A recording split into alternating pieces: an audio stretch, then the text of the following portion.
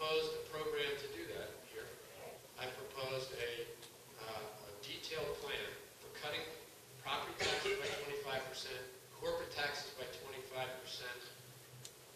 income taxes, rolling back the increases that were supposedly on a temporary basis, and to put a very hard cap on municipal spending so that we start to get control of some of the property taxes. And I'm going to fund it by expanding, not increasing, but expanding the sales tax to cover a range of services from businesses to personal to individuals, not businesses to businesses. We'll keep them exempt. We will continue to keep exempt the necessities, food, clothing, shelter, medical, and funeral expenses. But by expanding the sales tax to include a number of services like lawyers, architects, landscape engineers, a wide range of services that are primarily, but not exclusively, but primarily used by people with a lot of disposable income, so upper middle income and upper income people. We will balance out this tax system and make this state more competitive and more affordable. Because I don't know about you, but I talk to a lot of people who talk about the fact that they can't wait till their kids graduate from college or that they retire because they're leaving New Jersey. And I say, well, you want to leave New Jersey? Not on your life. I love this state. Well, why are you leaving? I can't afford it. Can't afford it anymore. So I put forward a very specific plan for how to deal with that. And it's not going to lower taxes initially. It's going to balance the system, rebalance it so that we're not so heavily reliant on property taxes. Because right now, property taxes alone are more. We collect more property taxes than we do the corporate income and sales tax combined in this state. That's a heavy burden on property tax payers. So we want to rebalance that system. And then we're going to have to worry about how we cut some of those costs of the $8 billion. And what I've proposed is we're going to have to ask all government employees, not just state workers, because you can't do this on the backs of state workers. You can't do this on the back of the private sector and continue to raise taxes in the highest tax state in the nation. You're going to have to ask all public workers, school teachers, municipal, county, state employees to contribute more to their pension and health care benefits, to maybe go a contract round with salary cuts or at least salary freeze, not a 4% increase, but to everybody, because if everybody agrees that we're going to do this together, we can fix this problem. This isn't a problem that's hard, so math is pretty easy. It's a matter of having the will and the desire to get this done.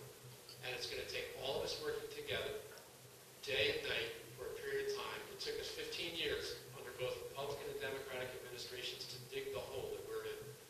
And it's going to take a little while to get out. It's not going to happen in 1 year. The projection, by the way, for the next fiscal year, in case you think we're going to get through it this year, is $6 billion as a budget gap for the 2011-2012 budget. Those are significant gaps. And so what I'm trying to do is to say, let's save the programs. I want to save teacher pensions. I want to save their health care benefits. I want to save the benefits of public employees across the board so that they don't get, and if you come with me campaigning for a day, to go as I did to county fairs, street fairs, the shore, all summer long. I've talked to retirees or near retirees in teaching, police, firemen, public sector workers. They are deathly afraid of a letter coming to them that says, you know what, you don't have any money, can't pay you now. Because those healthcare and public benefit systems, healthcare and pension benefit systems, are unfunded in New Jersey to the tune collectively of about $100 billion. 30 billion or so on the pension side, 60 or 70 on the healthcare benefit side. So state workers and government workers across the board are in true jeopardy of possibly not having the kind of benefit package they've contributed to. And by the way, there's a number of other things. You've got to get rid of having part-time workers who game the system to figure out how to get into the pension coverage. And we ought to make this a system for the people who work hard full-time and that earn these pensions and the health care benefits, and not somehow, or as Brendan Burke says, if you live in New Jersey and you aren't getting something for nothing, you're not getting your fair share. Unfortunately, that describes too much the problem that people take, or the attitude people take toward the state. They want to get something for nothing. How can I get on the gravy train? So we need to preserve the system for the people who are in it. We probably have to change it for new employees so that it's not as generous a benefit system as it exists today, because we can't afford it. So this is effectively, and what I've tried to do in this campaign, and I'm the only one who's talked about this.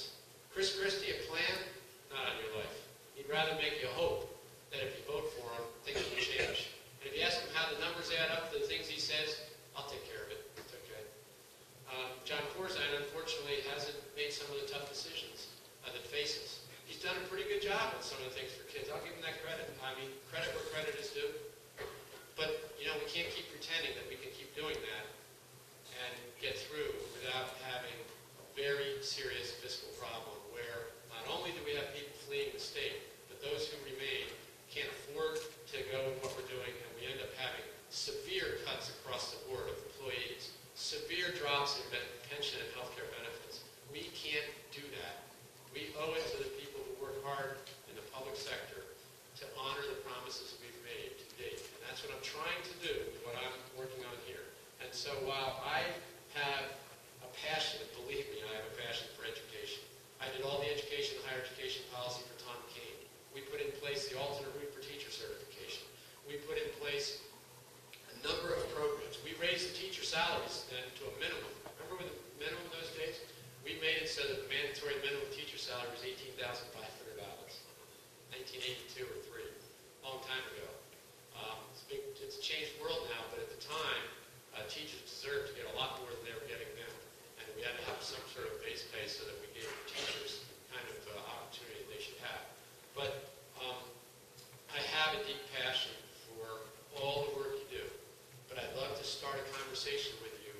If you don't think my plan works, my answer is help me improve it or show me an alternative plan. But don't tell me you're against it because you're against it.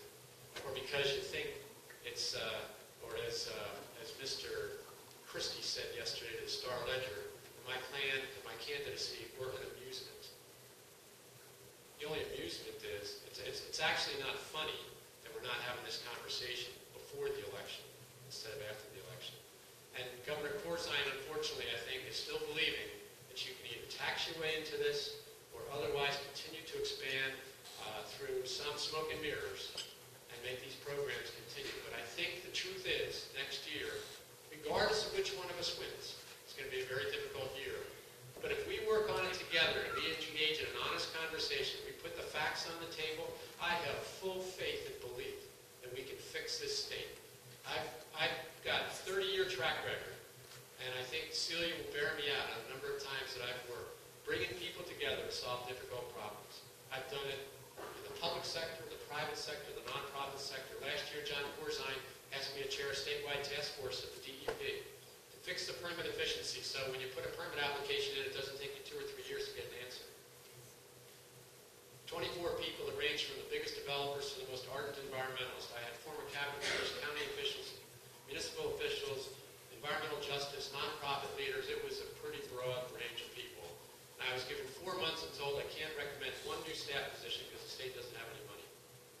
And in 4 months, I got that group to unanimously agree on how to fix the DEP with 91 recommendations that now has a full-blown implementation plan that I helped the DEP put together for 6 months afterwards and then reconvene the task force to get them to endorse that. And DEP is now trying to implement every one of those recommendations. That, in my mind, is what good government's about. It's about being honest about what the problems are, putting the facts on the table, taking a disparate group of people and saying, now let's fix it. We have the ability in this state to fix it. We need the will and the desire to do it. And we will get it done.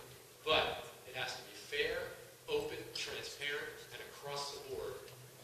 And I am confident that we can do it, and we can then restore this economy to the point that while we had to hold it in place for a while with maybe not a lot of increases, we can start to provide the kinds of social services and increase them and improve them, particularly now in the face of an economy that is putting more people out of work, that's putting people in foreclosed home, or in a foreclosed home situation, that is a call and a demand for greater social services. And somehow we better be able to respond. But we're only going to respond if we can all get in this thing together and take a look at it and make the tough decisions that we have to make. So that's, as I tell